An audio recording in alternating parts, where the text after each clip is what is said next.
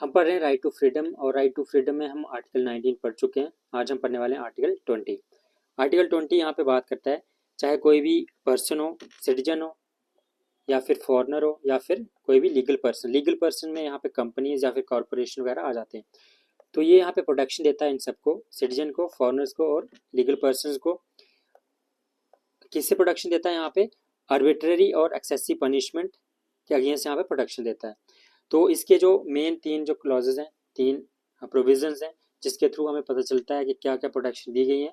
First है no ex post facto, second यहाँ पे आता है नो डबल जियोपार्डी, और थर्ड जो है नो सेल्फ इंक्रिमिनेशन।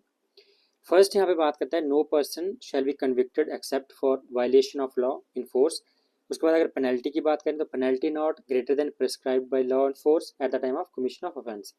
इसमें ये बात करता है कि जो भी पर्सन है, अगर जो लॉ वायलेट करेगा उसके अकॉर्डिंग उसको कन्विक्ट किया जाएगा। उसके बाद अगर पेनल्टी की बात की जाए तो उसी ऑफेंस की उसको पेनल्टी मिलेगी जितनी लॉ में प्रिस्क्राइब्ड होगी, उससे ज़्यादा उसको नहीं मिलेगी। और ये जिस टाइम पे क्राइम किया जा रहा है उस टाइम पे जो लॉज एग्जिस्ट कर रहे हैं, अवेलेबल हैं, उनके अकॉर्डिंग ही सज़ा सुनाई जाएगी। ऐसा नहीं होना चाहिए कि लॉज को रेट्रोस्पेक्टिवली जो है वो इम्पोज किया जाए। जैसा कि कोई आज क्राइम कर रहा है और आज के लॉ के अकॉर्डिंग उसकी कोई भी सज़ा नहीं है, ऐसा कोई भी कानून नहीं है जो उसको सज़ा सुनाता हो। लेकिन 2-3 मंथ या उसके कहीं भी एक दिन बाद भी अगर यहाँ पे कानून आता है और उसके अकॉर्डिंग इसको सज़ा सुनाई जाए, ऐसा नहीं हो सकता है।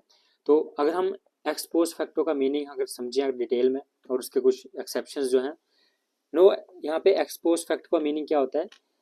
पेनल्टी को इम्पोज करना रेट्रोस्पेक्टिवली या फिर रेट्रोएक्टिवली। मतलब कि आज कोई क्राइम कर रहा है और इसका जो है लॉज बाद में बनाए जाएं और उसके अकॉर्डिंग इसको सजा सुनाई जाए। तो क्रिमिनल केसेस, तो इसका मीनिंग क्या होता है? एक्स पोस्ट फैक्टो का इम्पोज पेनल्टी रेट्रोस्पेक्टिवली, यानी आज क्राइम है और उसका कानून जो है वो बाद में कहीं बना तो उसके अकॉर्डिंग इसको सजा सुनाई। लेकिन यहाँ पे हमारे कॉन्स्टिट्यूशन में आर्टिकल 20 इससे प्रोटेक्शन दी गई है। तो इसका मीनिंग क्या है? यहाँ पे नो एक्स पोस्ट फैक्टो, तो यहाँ पे ऐसा नहीं किया जा सकता है। जो सजा जो है या फिर पेनल्टी जो है वो रेट्रोस्पेक्टिवली इम्पोज नहीं की जा सकती है। लेकिन यहाँ पे कुछ एक्सेप्शंस हैं, रेट्रोस्पेक्टिवली या फिर रेट्रोएक्टिवली पेनल्टी जो है इम्पोज नहीं की जा सकती है। कौन कौन से लॉज में? लॉज में बहुत सारे आ जाते हैं हमारे पास। सिविल लॉज हैं, टैक्स लॉज हैं, उसके बाद क्रिमिनल लॉज हैं, प्रिवेंटिव डिटेंशन है हमारे पास। लेकिन यहाँ पे जो ये प्रोटेक्शन जो दी गई है अंडर आर्टिकल 20, ये सिर्फ और सिर्फ यहाँ क्रिमिनल केसेस में और क्रिमिनल लॉज में भी, कहाँ पे? कन्विक्शन और सेंटेंस में। ट्रायल की अगर हम बात करें तो ट्रायल में और सिविल लॉज और टैक्स लॉज में यहाँ पे कोई भी लिमिटेशन नहीं है अंडर आर्टिकल 20। तो अगर क्रिमिनल लॉज में यहाँ प्रोटेक्शन मिली है तो इसका मतलब ये है क्रिमिनल लॉज में यहाँ पे एक्स पोस्ट फैक्टो को आप अप्लाई नहीं कर सकते, यानी आप कोई भी पेनल्टी जो है रेट्रोस्पेक्टिवली उसको इम्पोज नहीं कर सकते हो। Only in the case of criminal laws, और उसमें भी क्या? Conviction and sentence.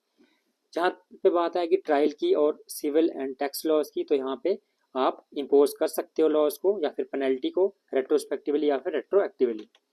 तो अगर कन्विक्शन और सेंटेंस की बात करें in case of criminal laws, limitation article 20 के अंडर यहाँ पे दी गई है। Laws cannot be impose retrospectively, तो लॉज को आप इम्पोज नहीं कर सकते या फिर पेनल्टी को इम्पोज नहीं कर सकते हो। सिविल एंड टैक्स लॉज में नो लिमिटेशन, यहाँ पे कोई लिमिटेशन नहीं अंडर आर्टिकल 20, मतलब जो लॉज हैं रेट्रोस्पेक्टिवली इम्पोज किए जा सकते हैं। तो ये था फर्स्ट क्लॉज। उसके बाद अगर हम सेकंड क्लॉज की बात करें, सेकंड प्रोविजन क्या है? यहाँ पे जो प्रिवेंशन या फिर जो प्रोटेक्ट करता अगेंस्ट आर्बिट्ररी जो पनिशमेंट है, no person shall be prosecuted and punished for same offence more than once, यानी आपने कोई क्राइम किया और उसकी सजा आपको एक ही बार मिलेगी, ना कि उस सेम क्राइम की सजा 2 बार। ऐसा नहीं हो सकता कि सेम क्राइम की सजा जो है वो आपको दो बार या दो से ज़्यादा बार सुनाई जाए। तो ये यहाँ पे इसके अगेंस्ट प्रोटेक्शन देता है और इसको बोलते हैं नो डबल जियोपार्डी। इसमें जो प्रोटेक्शन दी जा रही है वो only in the case of proceedings before court of law और जुडिशियल ट्रिब्यूनल।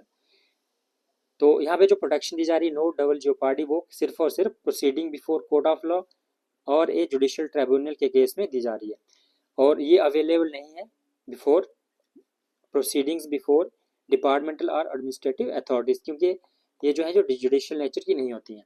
तो ये था सेकंड प्रोविजन। थर्ड प्रोविजन क्या है यहाँ पे?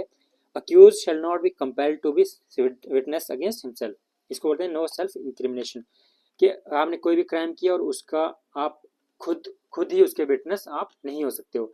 तो पुलिस कई बार ऐसा करती है कि जहाँ वह फोर्सफुली उसको एडमिट करवाती है कि आपने ये क्राइम किया है, लेकिन ये आर्टिकल इससे प्रोटेक्ट करता है कि पुलिस की कस्टडी में इन्वेस्टिगेशन में जो भी आपने अगर एडमिट किया भी है कि हाँ मैंने क्राइम किया, आप खुद के विटनेस बन गए हो, तो उसकी कोई भी कोर्ट में मान्यता नहीं है। तो ये यहाँ प्रोटेक्ट करता है नो सेल्फ इंक्रिमिनेशन। यहाँ पे इस चीज़ को टॉर्चर से बचाने के लिए यहाँ पे ये लाया गया है। तो ये था आर्टिकल 20। और हमें पता है आर्टिकल 20 और 21 जो आर्टिकल है राइट टू फ्रीडम में जो आते हैं, इनको एमरजेंसी के टाइम में, यानी राइट टू फ्रीडम में जो आर्टिकल 20 और 21 आता है, इसको एमरजेंसी के टाइम पे भी सस्पेंड नहीं किया जा सकता, इसलिए इसकी इंपॉर्टेंस यहाँ से पता चल सकती है। तो नेक्स्ट वीडियो में हम पढ़ने वाले हैं आर्टिकल 21। Thank you.